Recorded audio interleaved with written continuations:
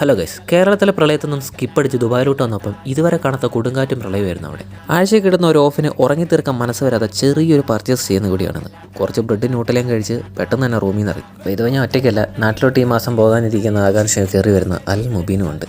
ആശാൻ്റെ പെട്ടി പൂട്ടി കെട്ടാനുള്ള ലാസ്റ്റ് പർച്ചേസാണ് ഇന്നത്തെ. നടന്നു പോകാമെന്ന തീരുമാനത്തെ വെയിൽ അടിച്ചു തെറിപ്പിച്ചതോടെ മെട്രോ കാർഡിൽ കുറച്ച് ക്യാഷ് വിട്ട് ബസ്സിന് പോകാമെന്ന തീരുമാനത്തിലേ. കേരളത്തിലെ വെയിൽ കൊണ്ട് നമുക്ക് ഇതൊന്നും അത്ര പുത്രിയല്ല എന്ന് വിചാരിച്ചപ്പോൾ അടുത്ത മാസം ഇതിലും കൂടുതൽ വെയിലായിരിക്കുമെന്ന സത്യം ഞാൻ പിന്നെയാണ് അറിഞ്ഞത്. കാർഡിൽ ഒരു 10 ദർഹംസ് ഇട്ട് തിരിഞ്ഞപ്പോഴത്തേനും ബസ് വന്ന് പെട്ടെന്നോടി സീറ്റ് പിടിച്ചു. അരമണിക്കൂർ കഴിഞ്ഞപ്പോഴാണ് ബസ് എടുത്തത്. അങ്ങനെ ബസ്സിൽ നിന്ന് ഇറങ്ങി നേരെ ഐക്കോ ഹൈപ്പർ മാർക്കറ്റിലോട്ട്.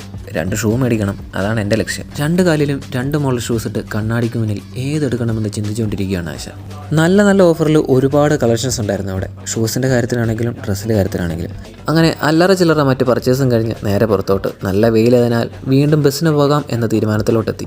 അങ്ങനെ ഈ ആഴ്ചത്തെ ഓഫിനെ ഉറക്കത്തിന് വിട്ടുകൊടുക്കാതെ നേരെ റൂമിലോട്ട്.